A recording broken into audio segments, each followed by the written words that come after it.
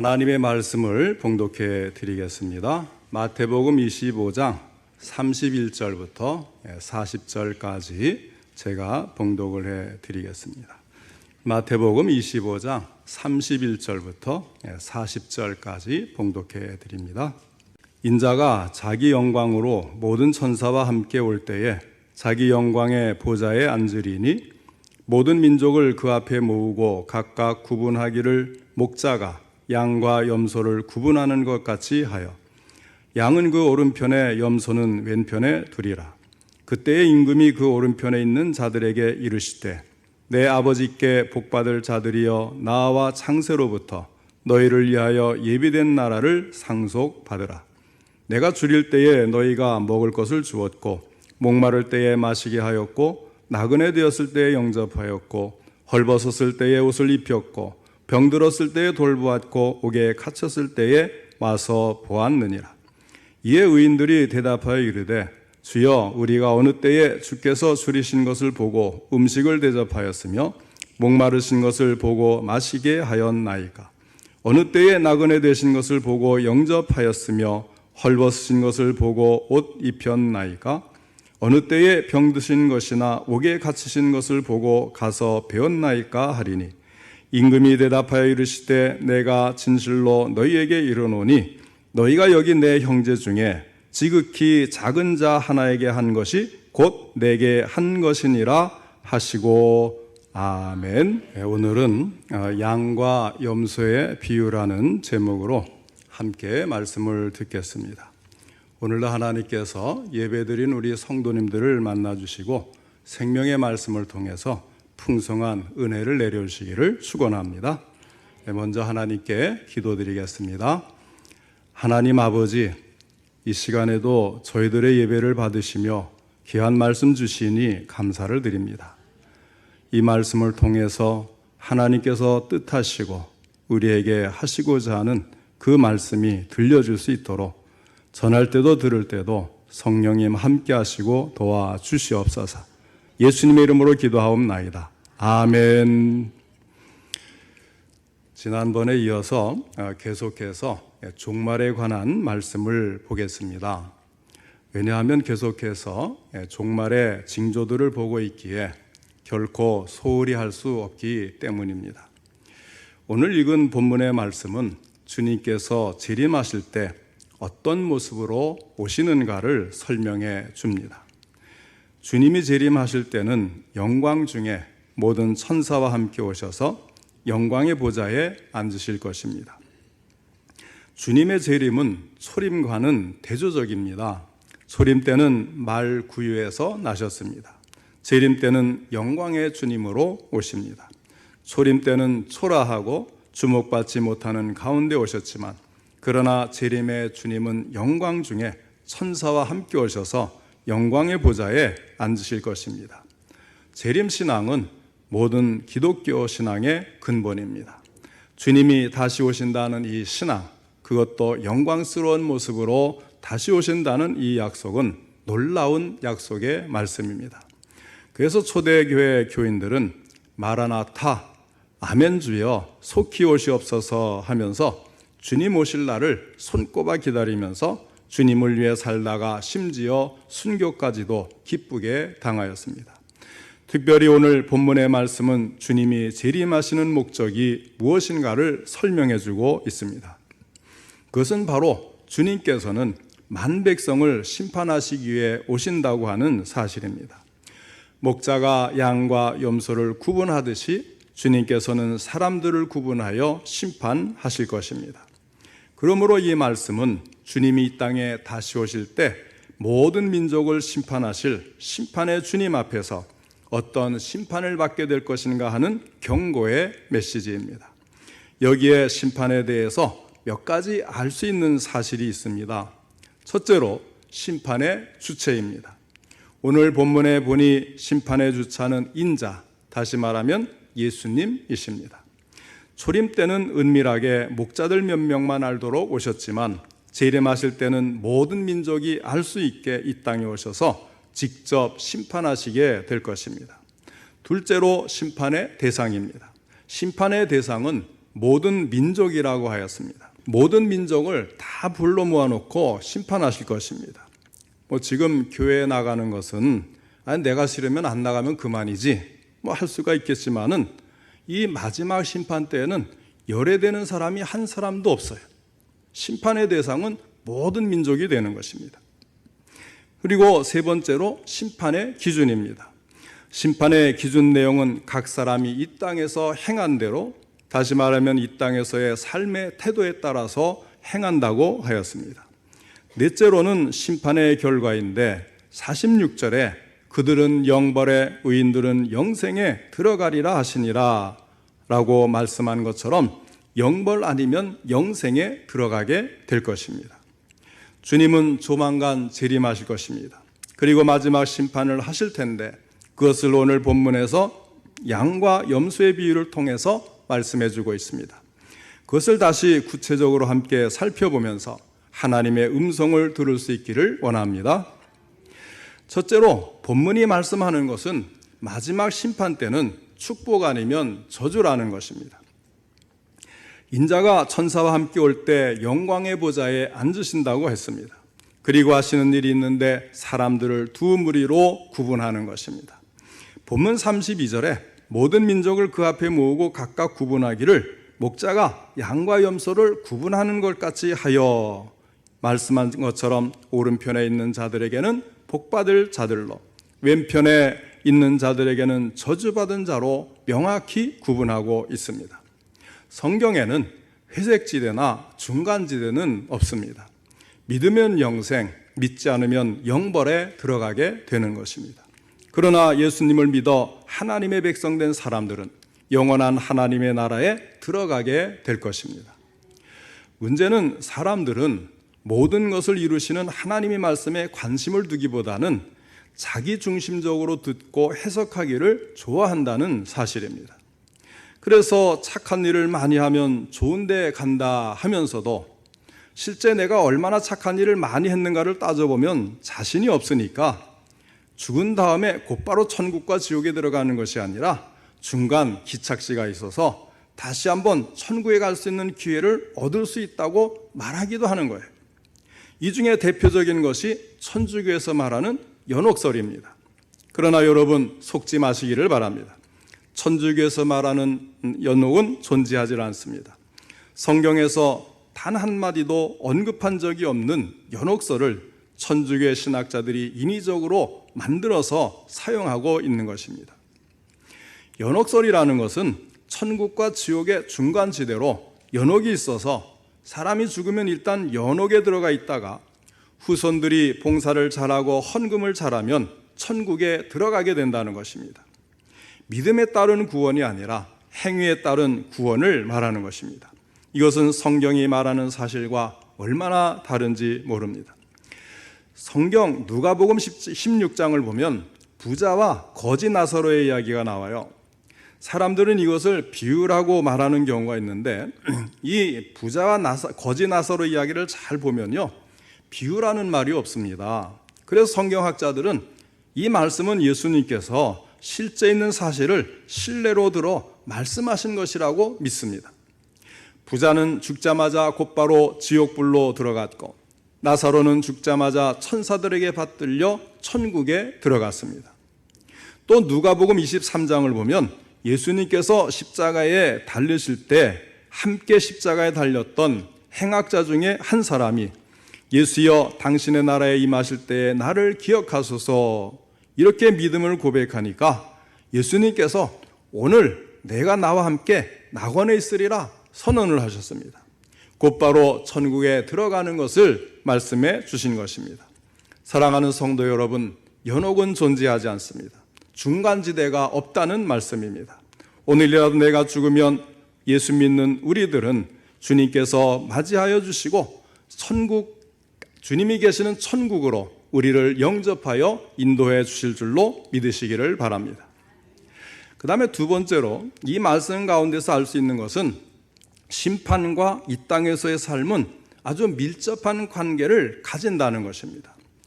먼저 어떤 사람이 구원을 받는가를 확실하게 하고 말씀을 들어야 오해가 없을 것 같아요. 사도 바울은 디모데후서 4장 7절로 8절에서 이렇게 고백을 하였습니다. 나는 선한 싸움을 싸우고 나의 달려갈 길을 마치고 믿음을 지켰으니 이제 후로는 나를 위하여 의의 면류관이 예비되었으므로 주 곧 의로우신 재판장이 그날에 내게 주실 것이며 내게만 아니라 주의 나타나심을 사모하는 모든 자에게 도니라. 이렇게 말씀을 했어요. 그러니까 믿음을 지켰기 때문에 재판장 되신 예수님께서 의의 면류관을 나에게 주실 것이라고 하는 것입니다. 또 로마서 10장 10절에서는 사람이 마음으로 믿어 의에 이르고 입으로 시인하여 구원에 이르느니라. 그러니까 믿음과 구원이 연결되어 있는 거예요. 요한복음 1장 12절에는 영접하는 자 곧 그 이름을 믿는 자들에게는 하나님의 자녀가 되는 권세를 주셨으니 믿는 자에게 하나님의 자녀가 되는 권세를 주신 거예요. 그리고 요한일서 5장 12절에서는 아들이 있는 자에게는 생명이 있고 하나님의 아들이 없는 자에게는 생명이 없느니라 하였습니다. 무슨 말씀입니까? 예수님을 믿으면, 예수님을 영접해서 우리 안에 하나님의 아들이 들어와 계시면 우리는 이미 구원받았다는 거예요. 성경은 엄격하게 말씀합니다. 믿으면 천국이요 믿지 않으면 지옥으로 나누는 것입니다. 그런데 오늘 말씀에서 주님께서 만백성을 심판하시기 위해 오셔서 제일 먼저 하시는 일은 목자가 양과 염소를 구분하듯이 사람들을 구분하여서 양은 그 오른편에 염소는 왼편에 두리라고 하셨습니다. 그런데 오늘 말씀의 양과 염소의 비유는 이 땅에서 소외당한 사람들, 힘들고 지친 사람들을 향한 우리 구원받은 신자들의 사회적 책임을 보여주고 있습니다. 이 말씀을 읽을 때에 주의할 점이 있습니다.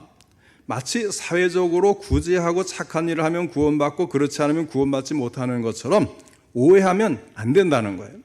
자칫 믿음으로 구원받는 것과 배치되는 것처럼 들릴 수가 있어요. 그러나 여러분 가만히 잘 보시면 오늘 본문에 양과 같은 자세로 살아갈 수 있는 사람이 누구인가를 알 수가 있어요. 그들은 예수를 믿어 구원받은 사람들의 변화된 상품이고 변화된 성품이고 특성들인 것입니다. 여기에서 믿음과 행위, 구원과 착한 일의 순서가 나오는 것입니다. 순서는 이래요. 먼저 예수 그리스도를 믿고 구원을 받는 겁니다. 그리고 나서 구원 이후에 나를 구원해 주신 주님의 은혜가 너무 감사한데 내가 어찌 다시 죄를 짓겠으며 사람들을 외면하고 사랑하지 않겠는가? 이런 마음을 가지고 변화된 모습으로 하나님의 자녀답게 착한 행위를 하려고 열심히 노력하는 것을 말하는 것입니다. 구원받은 사람이라야 주님의 말씀대로 착한 행위를 할 수 있다고 하는 사실을 말씀해주고 있는 것입니다. 그러므로 조심해야 할 것은 내 행위가 바르지 못하고 착하지 못하고 말씀대로 살지 못한다면, 그렇다면 나는 정말로 예수 믿는 사람인가? 또 거듭난 사람인가? 무엇으로 알 수가 있겠느냐는 거예요. 그래서 예수님은 그들의 열매로 그들을 알지니 가시나무에서 포도를 또는 엉겅퀴에서 무화과나무를 따겠느냐? 예수님은 열매를 말씀을 하셨습니다.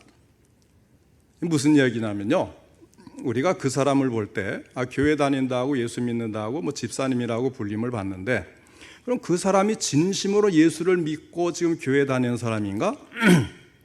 우리는 모르잖아요. 그냥 그 사람이 열심히 교회 나아가 출석하고 있다, 이것만 한단 말이에요.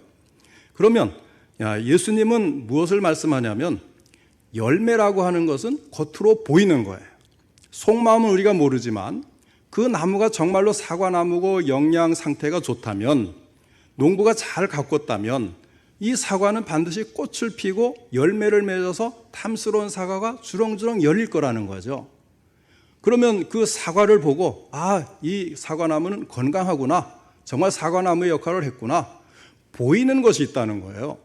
그러니까 우리가 예수를 믿는다고 하면 우리는 그 영의 상태나 속마음은 우리는 모르지만, 그러나 열매를 맺는 사과처럼 예수 믿는 사람의 열매가 보이는 겁니다. 여러분이 보인다는 것을 잘 생각하셔야 돼요. 예수 믿는 사람다운 것이 보여야 돼요. 교회 다니는 사람다운 것이 열매처럼 맺혀져서 보여야 되는 겁니다. 그러니까 우리는 속을 모르니까 구원받았다 못 받았다 말을 할 수는 없지만, 그래서 열매가 아직 맺혀 있지 않을 때는 때가 안 됐나 보다, 조금 영양 상태가 부실한가 보다, 나중엔 열리겠지, 이렇게 생각할 수 있지만, 그러나 일단 열매가 열리면 그 사람은 진정한 예수 믿는 사람이구나 알 수가 있는 거예요. 그리고 야고보는 이와 같이 행함이 없는 믿음은 그 자체가 죽은 것이라 하였던 것입니다. 요즘 사회가 예수 믿는 사람들에게 손가락질하는 것은 이 부분이 잘 되지를 않아서인 것입니다. 물론 교회와 예수 믿는 사람 전부가 그런 것은 아니지요. 훌륭한 분들 참 많아요. 그런데 문제는 그런 것들을 사람이 주목하는 것이 아니고 아주 일부분의 작은 부분의 그 잘못, 이것들을 사람들은 주목을 하는 거예요. 그래서 일부 잘못된 모습이 교회와 성도들 전체를 향해서 손가락질을 하게 만들고 있는 것입니다. 우리가 기도하고 또 모여서 예배하는 데는 열심이지만 우리 사회에 굶주리고 헐벗은 자들을 내 몸같이 돌보는 데는 그렇지 못한 것도 사실입니다. 이와 같은 것들에 대해서 어떤 자세로 책임을 감당하느냐를 주님은 오늘 이 양과 염소의 비유를 통해서 말씀하고 있습니다. 이 비유에서 우선적으로 볼 것은 양과 염소는 매우 유사한 면을 갖고 있다는 사실입니다. 첫째는 모양이 유사합니다. 양과 염소는 언뜻 볼 때 구분이 가지 않을 만큼 유사한 모습을 지니고 있습니다. 둘째는 한 목자 아래, 한 목장에서 양육을 받고 있다는 점에서도 양과 염소는 유사합니다. 이런 유사성이 있으면서도 둘 사이에는 기질의 차이가 있어요. 전자는 순종한다는 것이고 후자는 순종하는 것 같지만 그렇지 않다는 것입니다. 외형적으로는 양과 염소가 유사하지만 둘은 본질적으로 차이가 있습니다. 잘 때도 양은 양대로, 염소는 염소대로 잔다는 사실입니다. 무엇을 예표해 줍니까? 오늘의 성도들을 예표해 줍니다. 같은 우리 안에 있지만 양과 염소는 분명히 구분된다는 사실입니다. 33절에 보면 주님이 재림하실 때 양과 염소가 구분될 것을 말합니다. 양은 오른편에, 염소는 왼편에 두실 것을 약속합니다. 오른편은 선택을 말하고 왼편은 유기, 버림받은 것을 의미합니다. 양은 주님의 선택을 받고 염소는 유기될 것, 버림받게 될 것을 말합니다. 양은 구원을 받을 것이고 염소는 구원받지 못할 것을 말합니다. 34절에서 오른편에 있는 이들에게 임금이 이렇게 말을 합니다. 내 아버지께 복받을 자들이여. 양에게는 놀라운 복을 약속해 주셨다는 사실입니다. 이 세상을 사는 동안 행한 일을 따라서 주님께서는 분명히 상급을 약속하셨고 상급을 주실 것입니다. 35절로 36절이 상급의 이유를 설명해 줍니다. 내가 줄일 때에 너희가 먹을 것을 주었고 목마를 때에 마시게 하였고 나그네 되었을 때에 영접하였고 헐벗었을 때에 옷을 입혔고 병들었을 때에 돌보았고 옥에 갇혀 있을 때에 와서 보았느니라. 여기서 내가는 주님 자신을 가리키는 거예요. 주님께서 줄일 때 먹을 것을 주었고 목마를 때 마실 것을 주었으며 나그네 되었을 때 영접했고 헐벗었을 때에 옷을 입혀 주었고 병들었을 때에 돌아보았고 옥에 갇혔을 때 와서 보았다는 것입니다. 상급을 받은 이유가 주님을 위해서 드렸고 주님을 위해 베풀었고 주님을 위해 살았기 때문입니다. 주님을 위해서 사는 것은 가장 가치 있고 가장 소중한 삶입니다. 그 다음으로 볼 것은 그러면 주님을 위해 산다는 것은 또 무엇을 의미하는가? 이것도 우리에게 가르쳐주고 있어요.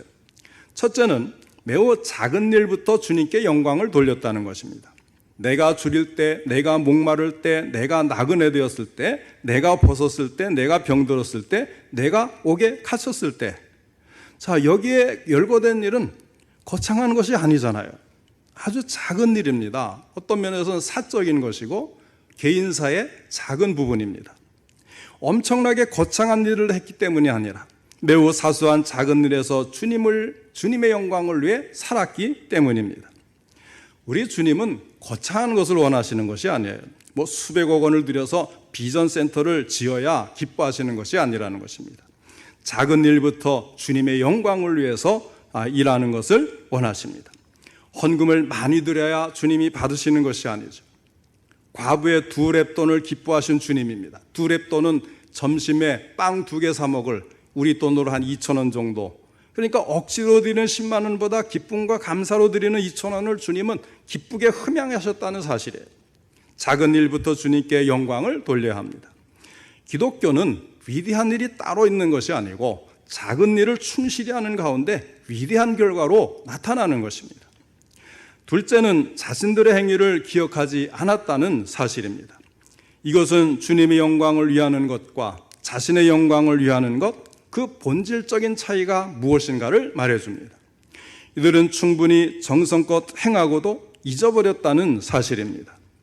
양과 염소의 차이 가운데 가장 큰 차이는 기질의 차이였습니다. 염소가 순종하는 것 같지만 순종하지 않듯이 염소에 속하는 자들은 주님의 영광을 위해 살아가는 것처럼 보이지만은 결국은 자신의 영광을 위해 살아가기 때문에 모든 것을 다 기억을 해요. 그것을 잊지 않고 기억합니다. 그러나 양과 같은 사람들은 그렇지 않다는 사실이에요. 자기들이 한 일을 순간에 다 잊어버렸어요. 그날 그것이 최선이기 때문에 했을 뿐이지 굳이 기억할 일이 필요가 없는 거예요. 뿐만 아니라 보상을 바라지도 않았다는 사실입니다. 우리는 구원해 주신 은혜에 감사해서 선한 일을 하려는 것이지 보상을 바라고 선한 일을 행하려는 것은 아니라는 것입니다. 당연히 주님을 위해서 행한 것에 보상을 바라지 않아야 할 것입니다. 사람들이 알아주든지 알아주지 않든지 간에 우리의 최선을 다하는 것입니다. 37절로 39절 말씀입니다. 이에 의인들이 대답하여 이르되 주여 우리가 어느 때에 줄이신 것을 보고 음식을 대접하였으며 목마르신 것을 보고 마시게 하였나이까? 어느 때에 나그네 되신 것을 보고 영접하였으며 헐벗으신 것을 보고 옷 입혔나이까? 어느 때에 병드신 것이나 옥에 갇히신 것을 보고 가서 배웠나이까 하리니. 이 양에 속한 사람들은 한결같이 자신들이 그와 같은 일을 한 적이 없다고 해요. 다 잊어버린 거예요. 마태복음 6장 3절로 4절에 말씀하지 않습니까? 너는 구제할 때 오른손이 하는 것을 왼손이 모르게 하여 내 구제함을 은밀하게 하라. 은밀한 중에 보시는 너희 아버지께서 갚으시리라 하였습니다. 조금 구제해놓고 기억하지 마시기 바랍니다. 우리가 잊으면 예수님이 기억하십니다. 우리가 선한 일을 해놓고 잊는 게 좋지요. 용서하면서도 내가 너를 용서해 주었으니 너는 알아줘야 한다. 몇 번이고 거듭말하는 것은 결국 한 번도 용서하지 못한 것과 같은 거예요. 그런데 염소들은 양들과는 여러 가지 면에서 달랐습니다. 44절에 보면 염소들은 양들과 몇 가지 점에서 대조적인 것을 발견합니다. 첫째는 양들과 달리 염소들은 끝까지 기억하고 보상을 받았다는 사실입니다. 그들이 기억한 이유는 대가를 바라고 있었기 때문입니다. 이것은 자기 교만에 가득 차 있는 것을 말해줘요. 자신들이 한 행위가 최고의 행위요 가장 뛰어난 행위라는 착각에 빠져들기가 쉽습니다. 자기만 바른 신앙을 갖고 자기만 신앙생활을 잘하고 있다는 착각에 빠진 자들처럼 불쌍한 자들은 없을 것입니다. 이런 사람들은 다른 사람을 정죄하기 쉽게 넘어지기가 일쑤입니다. 우리는 주님의 일을 해놓고 주님의 기억을 믿어야 할 것입니다. 자기가 한 것이 자신의 목적을 위한 것이 되어서는 안 될 것입니다. 주인 되신 주님이 영광을 받으시고 주인 되신 주님만이 교회의 진정한 주인이 되도록 우리의 행동을 조심해야 할 것입니다. 둘째는 염소들은 자기의 행위를 과대평가하고 있다는 사실입니다. 44절에 말씀합니다. 그들도 대답하여 이르되 주여 우리가 어느 때에 주께서 줄인 것이나 목마르신 것이나 나그네 되신 것이나 헐벗으신 것이나 병드신 것이나 옥에 갇히신 것을 보고 공양하지 아니하더이까. 실제로 자신들이 한 행동에 철저하게 기억하고 있을 뿐만 아니라 자신들의 행위를 과대평가하고 있다는 점입니다.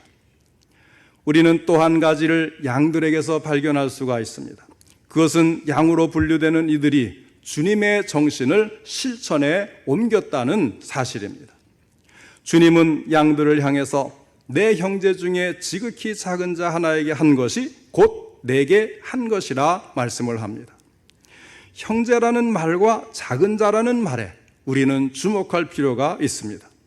형제라는 것은 우리가 잘 아는 사람, 우리 가까이 있는 사람을 가리킵니다. 그러면 내 형제 중에 지극히 작은 자는 누구겠습니까? 소외당한 자, 낮은 계층의 사람, 우리가 무엇을 도와줘도 되갚을 수 없을 만큼 연약한 사람. 우리가 형제들에게 관심을 갖고 그들을 이해하고 사랑을 베푸는 것이 중요한 것입니다. 그러니까 우리가 예수님이 제자들의 발을 씻겨주시잖아요. 발을 씻겨주시니까 제자들이 막 황송해가지고 안 됩니다. 우리가 주님의 발을 씻겨드려야 되는데 어떻게 주님이 우리를 위해서 발을 씻겨주십니까? 그랬더니 예수님이 뭐라 그랬어요? 내가 너희들 씻겨주었으니까 너희들 내 발을 닦아줘야 돼? 이렇게 말씀하지 않고 서로 닦아주라 그랬잖아요.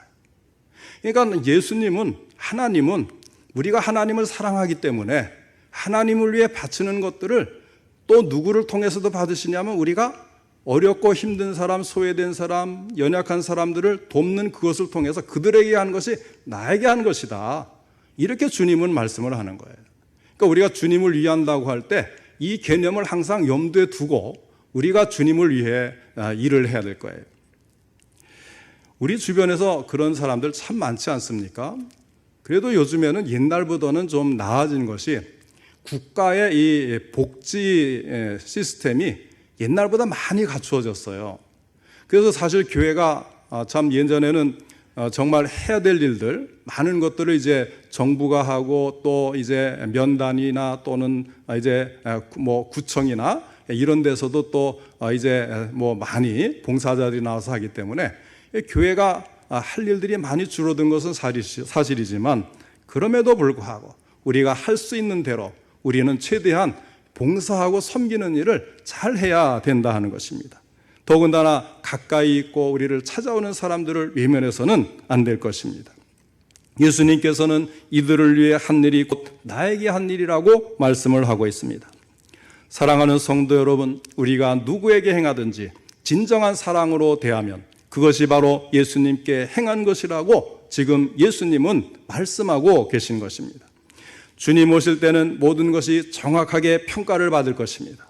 오늘 내가 하는 일의 시시비비를 스스로 가리기 위해서 애쓸 필요가 없습니다. 나를 알아주지 않는다고 불평할 일도 없습니다.